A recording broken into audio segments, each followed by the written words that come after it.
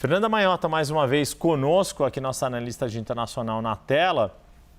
Fernanda Manhota, primeiro de tudo, aproveitar, a gente acabou não tendo a sua participação na sexta-feira. Antes de tudo, eu queria te ouvir sobre qual a sua avaliação do que aconteceu na sexta-feira, para daí a gente entrar nas consequências, ainda nesses desdobramentos. No dia seguinte, Volodymyr Zelensky já estava na Inglaterra, sendo recebido pelo premier britânico Keir Starmer, mas queria te ouvir, primeiro de tudo, qual a avaliação e qual síntese que você faz, passados alguns dias, daquilo que a gente viu na sexta-feira, aquela tensão tão grande entre Donald Trump e Volodymyr Zelensky?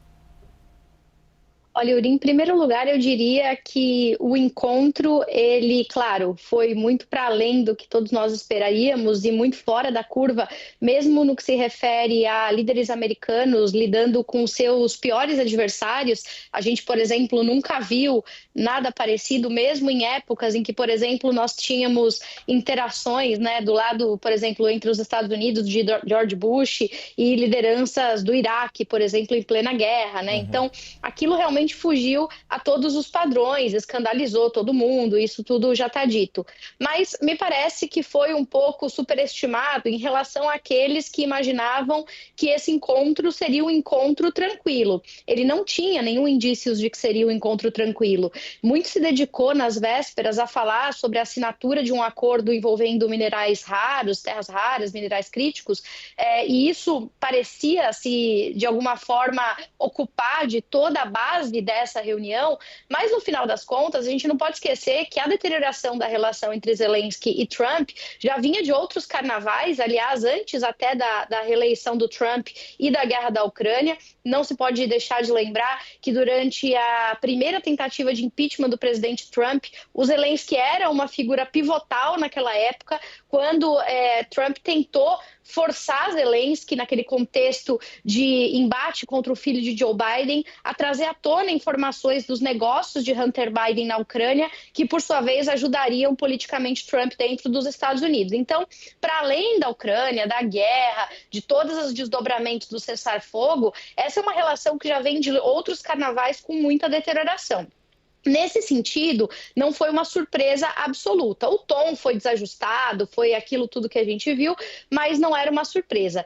Em relação ao que isso significa, eu escrevi um texto que foi ao ar ontem para o nosso portal, e ali eu trato, né, esse episódio como uma espécie de sintoma, um episódio sintomático de uma crise mais profunda, que eu acho que é essa, inclusive, que a gente está endereçando no tema que a gente comenta hoje, que é a crise da relação transatlântica, da aliança entre Estados Unidos e Europa, que por meio desse episódio do Zelensky acabou sendo de alguma forma escancarada. Os Estados Unidos de Trump, eles estão dispostos a romper com um padrão de comportamento de pelo menos 75 anos, né, que é o tempo de vida que tem a OTAN, e isso ficou claro naquele encontro. Os Estados Unidos mais fechados em si mesmos, cobrando muito dos europeus sobre a sua autorresponsabilização financeira e também logística para a guerra, e assumindo que não importa quantos interventores, né, venham falar em nome da Ucrânia, como vários estiveram na Casa Branca ao longo da última semana,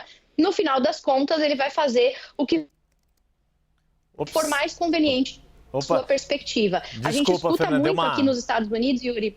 Oi, desculpa, Fê, não, deu uma travadinha ali no áudio, mas a gente está conseguindo te ouvir, por isso que eu te interrompi. Desculpa, por favor, prossiga. Não, imagina, eu ia dizer que a gente escuta aqui nos Estados Unidos, com alguma regularidade, a expressão de que o Trump é inconvencível, né? Isso tem sido dito bastante por aqui.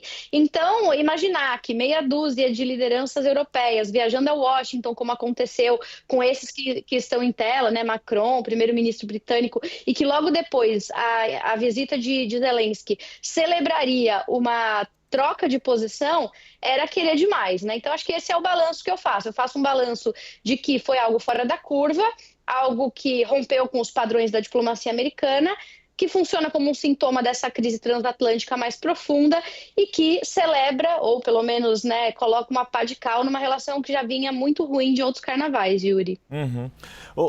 Manhota, agora falando especificamente dessa notícia de hoje, de Emmanuel Macron propondo esta trégua em partes, né? Não um cessar-fogo total, ainda permitiria combates na linha de frente pelas infantarias, mas eliminar ou paralisaria, congelaria por algum determinado período esses ataques mais que acabam provocando ali maior danos de infraestrutura quando se atacam as infraestruturas energéticas ou mesmo ataques aéreos e marítimos, afetando ali também toda a parte logística da Ucrânia.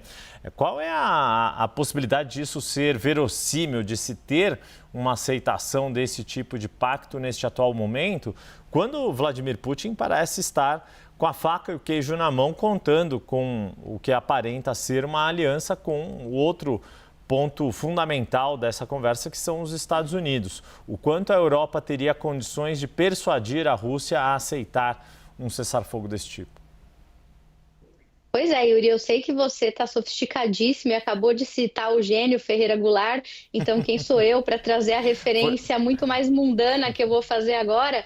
Mas é aquele clássico que já virou até piada, né? Que faltou literalmente combinar com os russos, né? Os europeus estão saindo na tentativa de substituir esse vácuo deixado pelos Estados Unidos, no caso da Ucrânia. Então, principalmente depois desse episódio que a gente descreveu, eles estão tentando rapidamente se reorganizar e colocar todo mundo dentro do mesmo barco na tentativa de funcionar como um anteparo alternativo à presença americana. Mas, como você disse, os incentivos dos russos nesse momento para aceitarem os termos do que estão propondo os europeus são muito baixos, né? Isso porque os russos já deixaram claro que não lhes interessa esse cessar-fogo nos termos como tem sido sugerido. Eles querem sim discutir ocupação de território de mais longo prazo, eles querem a garantia de que a Ucrânia não vai entrar na OTAN, eles querem as garantias de que a quinta cláusula da OTAN, que é aquela que prevê eventualmente uma defesa coletiva para, enfim, proteger um dos membros, não vai ser usado contra a Rússia. Nada disso está sendo discutido pelos europeus nesse momento.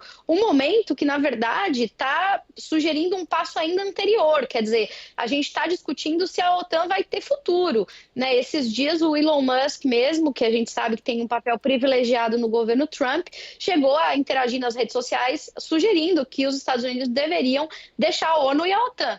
Então, num contexto como esse, não me parece verossímil, para usar a sua expressão, que algo saia daí. Talvez, para concluir, o que eles consigam é reorganizar o diálogo com o Trump, e se o Trump embarcar nesse acordo, aí talvez uma mediação via Estados Unidos pudesse, de fato, se executar. Mas nesse momento, me parece muito mais uma tentativa da Europa de não passar recibo como um bloco que não funciona, do que efetivamente uma promessa real de garantia de segurança para a Ucrânia, Yuri.